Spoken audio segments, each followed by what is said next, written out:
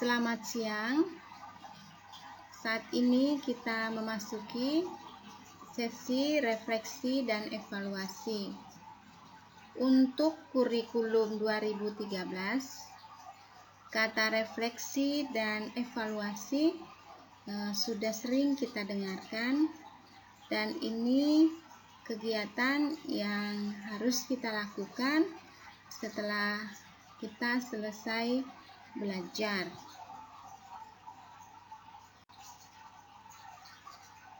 Sebelum kita melakukan aktivitas refleksi, kita mendalami dulu pengertian refleksi. 1. Aktivitas berupa penilaian terhadap suatu kegiatan yang sudah dilakukan. 2. Aktivitas seseorang yang mengungkapkan perasaan, pesan, dan kesan terhadap suatu kegiatan yang sudah dilakukan. Karena kita adalah siswa, maka refleksi di sini kita fokuskan pada kegiatan-kegiatan yang mendukung kita sukses dalam belajar, dan juga kita menemukan kelemahan-kelemahan yang membuat kita tidak berhasil dalam belajar. Prinsip refleksi.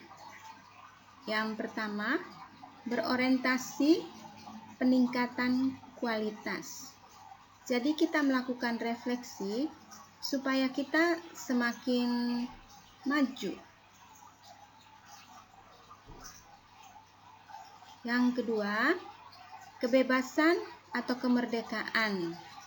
Refleksi dilakukan dengan bebas, tanpa paksaan. Yang ketiga, kritis.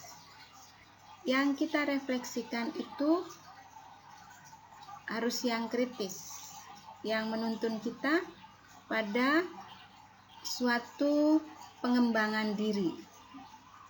4. Jujur. Refleksi dilakukan dengan jujur. Jadi tidak melihat refleksi teman lalu kita ikutin, tapi dari hati kita dan dengan jujur. Kemudian yang kelima, menyeluruh. Dalam refleksi itu yang kita lihat, yang kita nilai adalah dari awal kegiatan, kemudian pertengahan kegiatan, lalu pada akhir suatu kegiatan. Yang keenam, berkelanjutan. Hasil refleksi yang sudah kita temukan menjadi dasar untuk melakukan tindakan perbaikan.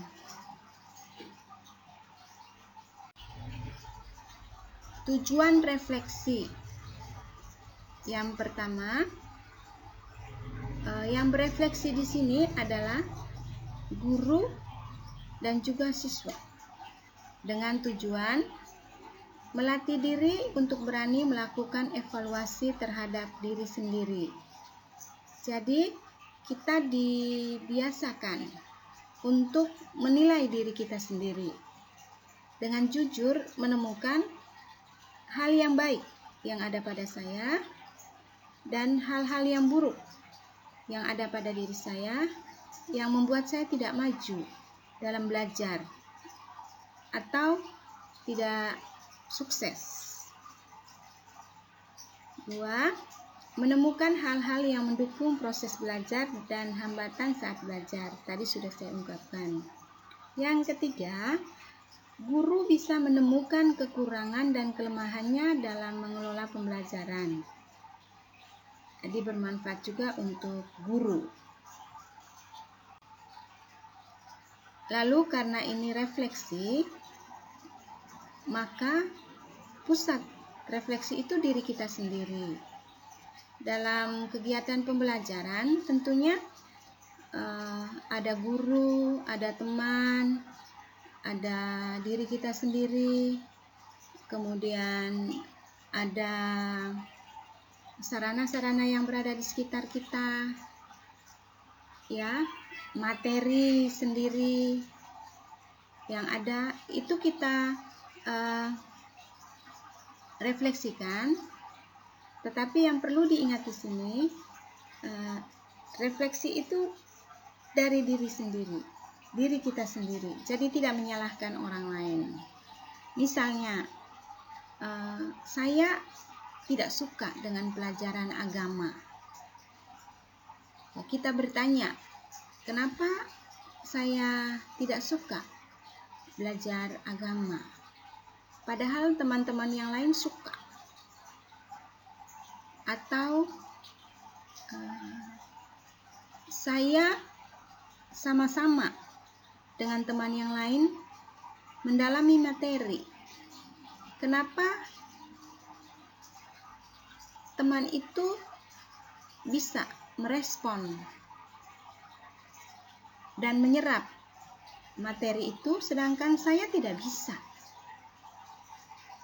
Kenapa pada saat belajar teman itu semangat sekali, saya kok ngantuk? Itu kenapa? Jadi digali dari dalam diri kita sebab-sebab munculnya hambatan atau kesulitan dalam belajar itu. Ya, bisa saja kita menemukan dari luar, tetapi lebih baik kita melihat ke dalam diri kalau mau maju. Jadi ini untuk refleksi.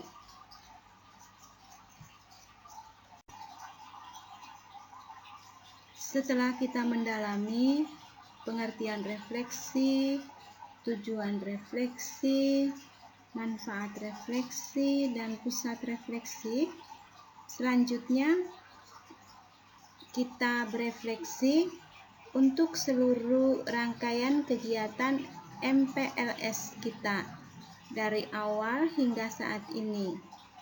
Kita diajak untuk beralih ke Google Classroom dan mengisi Google Form yang sudah di-share. Selamat berefleksi. Semoga kita memiliki kebiasaan berefleksi setiap hari, sehingga kita dari hari ke hari menjadi manusia yang unggul dan berbudi luhur.